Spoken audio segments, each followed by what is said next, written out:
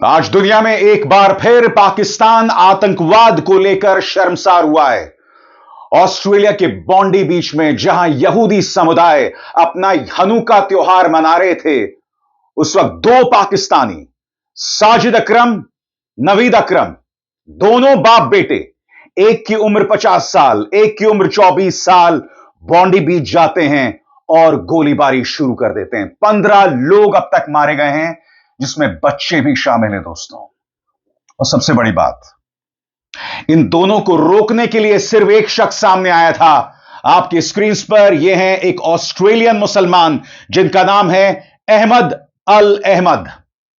अहमद अल अहमद को इस बात की परवाह नहीं थी कि किस तरह से ये लोग गोलीबारी कर रहे थे।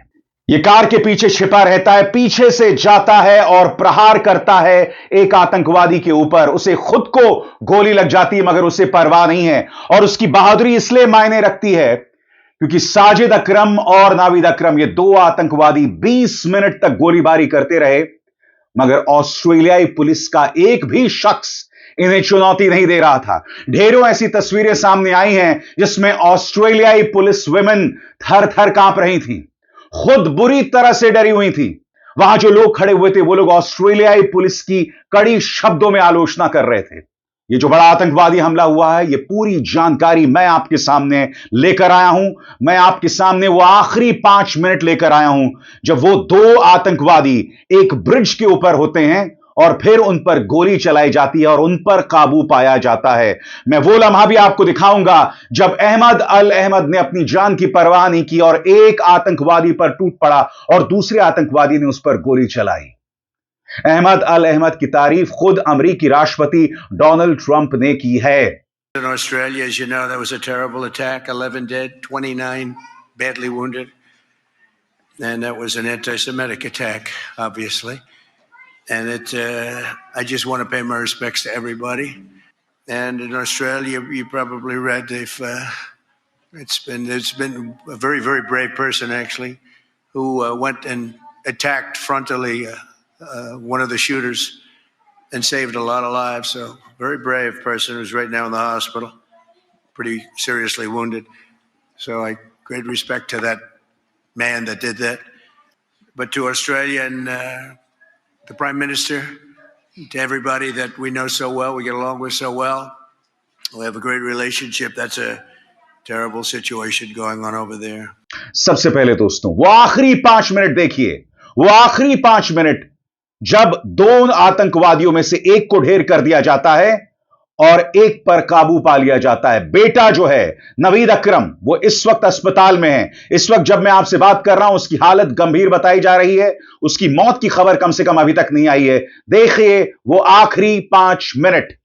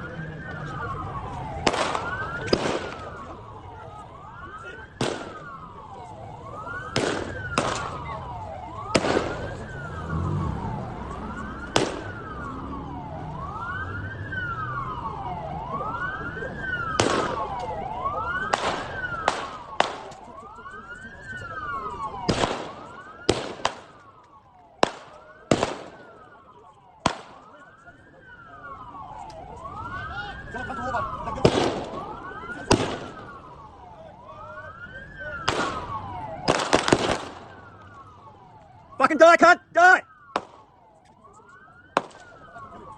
Fucking do it!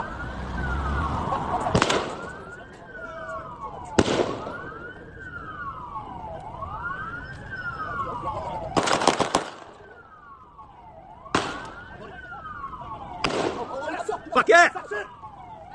Yeah, they got him. He's down, he's down, he's down.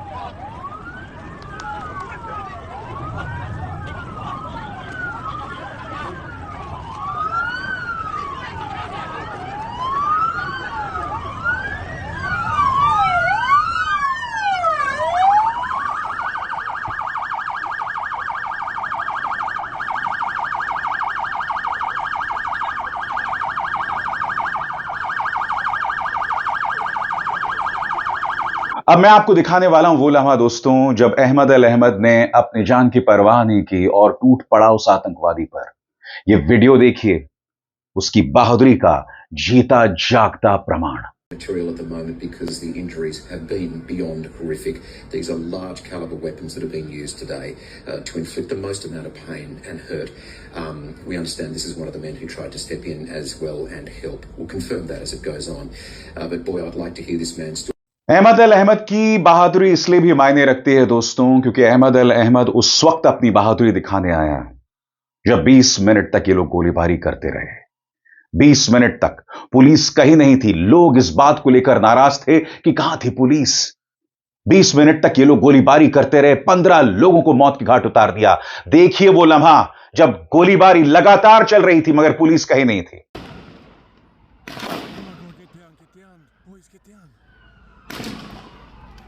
Oh my god.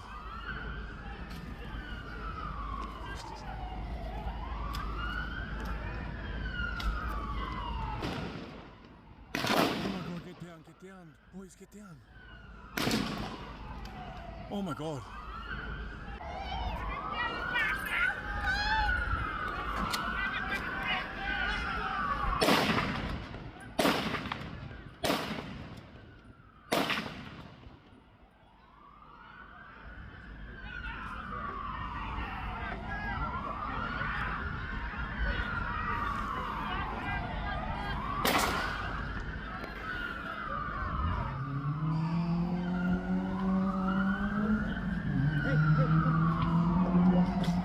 Hey, stay there.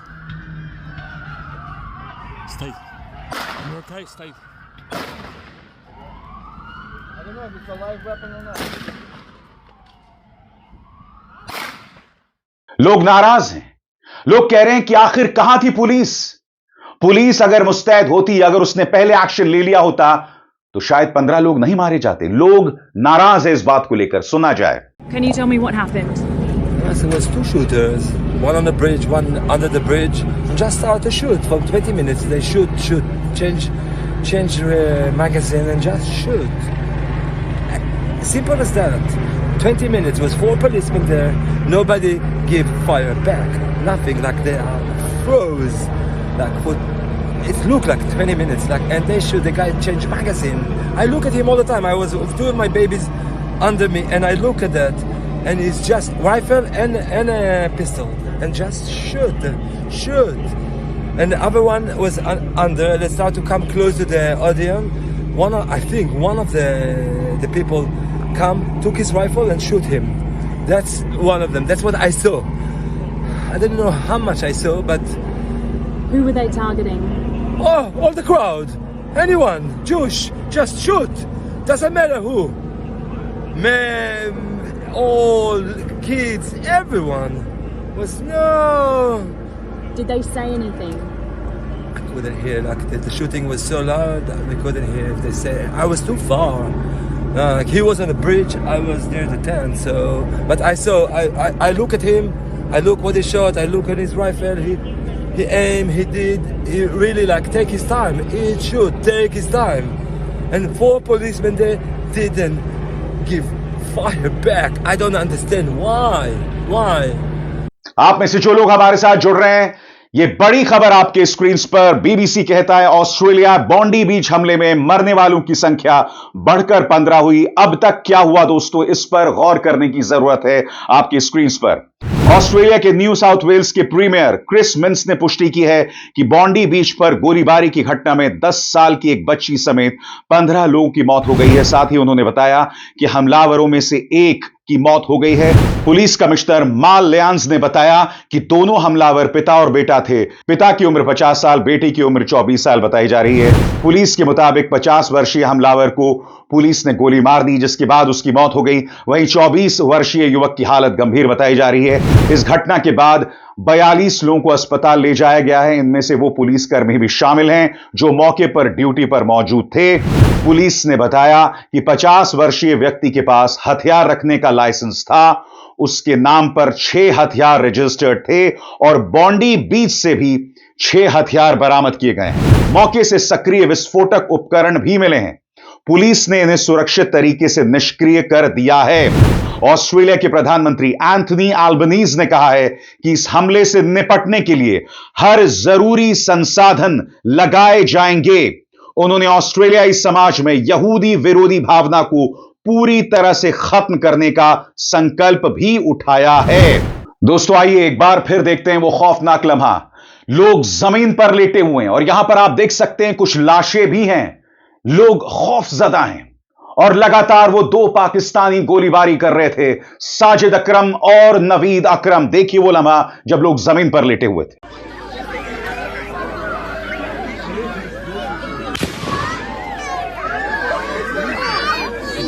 Там же полицейские. Кто? Какие полицейские нахуй? Там... Вон полицейский.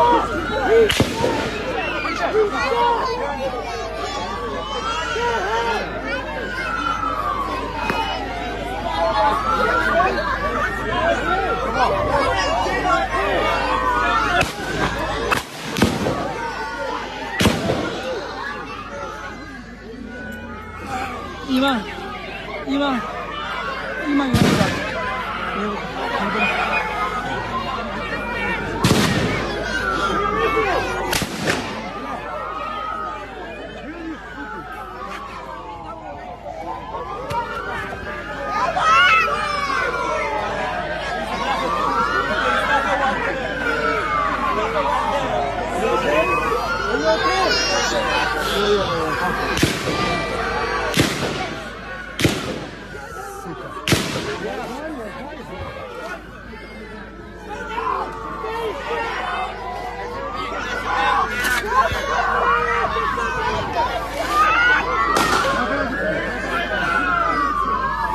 Как чувствую.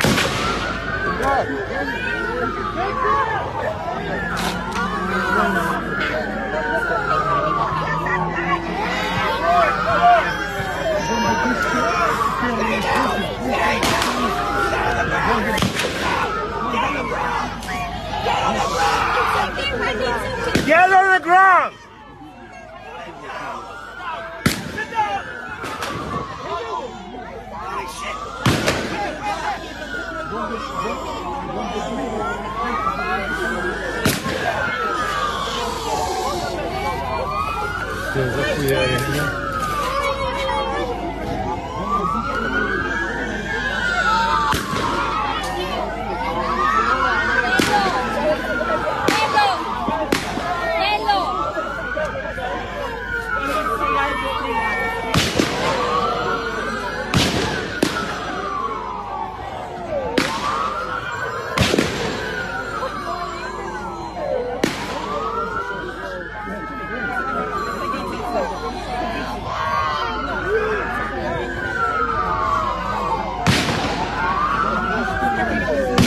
पड़ताल के बाद पुलिस ने पहचान की उन दो आतंकवादियों की और उसको लेकर क्या जानकारी दी, आइए सुना जाए। Satisfied that there were two offenders involved in yesterday's incident. One is deceased. The second is in critical but stable condition in hospital at the moment. The offenders are a 50-year-old and 24-year-old male who are father and son. The 50-year-old is deceased. The 24-year-old is currently in hospital at the moment. As part of the investigation, we conducted two search warrants last night, one at Bonnie Rig and a second at Kempsey. The 50-year-old male is a licensed firearms holder. He has 6 firearms licensed to him. We are satisfied that we have 6 firearms from the scene yesterday, but also as a result of the search warrant at the Kempsey address. Ballistics and forensic investigation will determine this morning that those 6 firearms are the 6 that were licensed to that man, but also that they were used in the offence yesterday at Bondi. We will continue to investigate this matter thoroughly. It's important for the community to have the reassurance that New South Wales Police, working with our Commonwealth partners, will not stop until we understand the reasons behind this senseless incident and take any available action that we need to do. जाहिर सी बात है दोस्तों, इस बात को लेकर इस्राएली प्रधानमंत्री Benjamin Netanyahu नाराज हैं। नेतन्याहू इस बात को लेकर नाराज हैं कि किस तरह से ऑस्ट्रेलिया के प्रधानमंत्री हमास को लेकर हमेशा नर्म रहे हैं, मगर यहां पर उनकी बयानबाजी गलत इसलिए हो जाती है क्योंकि हमलावर हमास के नहीं हैं, हमलावर पाकिस्तान के हैं। वो पाकिस्तान जिससे दुनिया भर के बड़े बड़े आतंकवादी हमले जुड़ते हुए दिखाई देते हैं, चाहे वहां पर ओसामा बिन लादेन का मिलना हो, चाहे 9/11 के तार जुड़ने हो, चाहे हर बड़ा आतंकवादी हमला, उसके तार हमेशा पाकिस्तान से जुड़ रहे हैं। जाहिर सी बात है अमेरिका को पुनर्विचार करना पड़ेगा क्योंकि उनके लिए शहबाज शरीफ जैसा प्रधानमंत्री नहीं है, उनके लिए जिहादी जनरल असीम मुनीर जैसा कोई जनरल नहीं है। लिहाजा आज अमेरिका को पुनर्विचार करना पड़ेगा। नेतन्याहू इस वक्त अपनी राजनीति खेल रहे हैं क्योंकि उन्हें अपने देश में जबरदस्त विरोध का सामना करना पड़ रहा है करप्शन के आरोप को लेकर। नेतन्याहू ने इस बारे में क्या कहा है आपके स्क्रीन पर। नेतन्याहू ने बॉन्डी बीच नरसंहार की कड़ी निंदा करते हुए इसे आतंकी और यहूदी विरोधी हमला बताया है। उन्होंने हमलावरों के साथ साथ ऑस्ट्रेलियाई सरकार की नीतियों पर भी काफी सख्त शब्दों में आलोचना की। उन्होंने कहा, नेतन्याहू ने हनुका कार्यक्रम के दौरान हुई गोलीबारी को ठंडे दिमाग से किया गया कत्ल बताया, कोल्ड ब्लडेड मर्डर, और कहा कि यह सीधे तौर पर यहूदियों को निशाना बनाकर किया गया आतंकवादी हमला है। उन्होंने यहूदी विरोध एंटी सेमिटिज्म को कैंसर कहा और कहा कि अगर नेता चुप रहते हैं या कमजोर रवैया अपनाते हैं तो ऐसी नफरत बढ़ती है। और यहां पर उन्होंने ऑस्ट्रेलिया के प्रधानमंत्री एंथनी अल्बनीज पर सीधा प्रहार किया है। उन्होंने क्या कहा है आपके स्क्रीन पर। नेतन्याहू ने कहा कि उन्होंने कुछ महीने पहले ही प्रधानमंत्री एंथनी अल्बनीज को चेताया था कि फलस्तीनी राज्य के समर्थन जैसी नीतियां यहूदी विरोधी माहौल को और हवा देती हैं। उनके मुताबिक कैनबरा की नीतियों ने ऐसा माहौल बनाया जिसमें इस तरह का हमला संभव हुआ। उन्होंने ऑस्ट्रेलियाई सरकार से कहा कि कमजोरी छोड़कर ठोस कार्रवाई करें। यही नहीं, उन्होंने यहूदी समुदाय के लिए भी एक संदेश दिया है आपके स्क्रीन पर। नेतन्याहू ने पीड़ितों के परिवारों के प्रति संवेदना जताई और कहा कि इस्राएल ऑस्ट्रेलिया के यहूदी समुदाय के दुख में उनके साथ है। उन्होंने मौके पर मौजूद यहूदियों और अन्य लोगों की बहादुरी की तारीफ भी की और इसे यहूदी जज्बे और मजबूती की मिसाल बताया। यकीनन दोस्तों, यह बड़ा आतंकवादी हमला एक बार फिर दुनिया के सामने पाकिस्तान को आतंकवाद के एक नर्व सेंटर, एक केंद्र बिंदु के तौर पर एक्सपोज करता है, साफ तौर पर, और पाकिस्तान के लिए इससे बचना नामुमकिन है। और मैं आपको बताता हूं क्यों दोस्तों, क्योंकि जो बाप बेटे थे उनके पास बड़े पैमाने पर हथियार थे, लिहाजा उन्हें लोकली भी सपोर्ट मिल रहा होगा, स्थानीय तौर पर भी सपोर्ट मिल रहा होगा। क्या इसकी तार पाकिस्तान से जुड़ेगी, हमें यह देखना पड़ेगा दोस्तों। यकीनन इसके लिंक्स अगर पाकिस्तान से जुड़ते हैं तो पाकिस्तान के लिए अपना मुंह छुपाना एक बार फिर मुश्किल हो जाएगा। सबसे बड़ी बात दोस्तों, जैसे ही यह बड़ा आतंकवादी हमला होता है तो यहां भारत के अंदर कुछ लोगों को मौका मिल जाता है, सीधे हमला करना शुरू कर देते हैं भारत के मुसलमानों पर। आतंकवादी पाकिस्तान के थे मगर हमला किया जा रहा था यहां के मुसलमानों पर।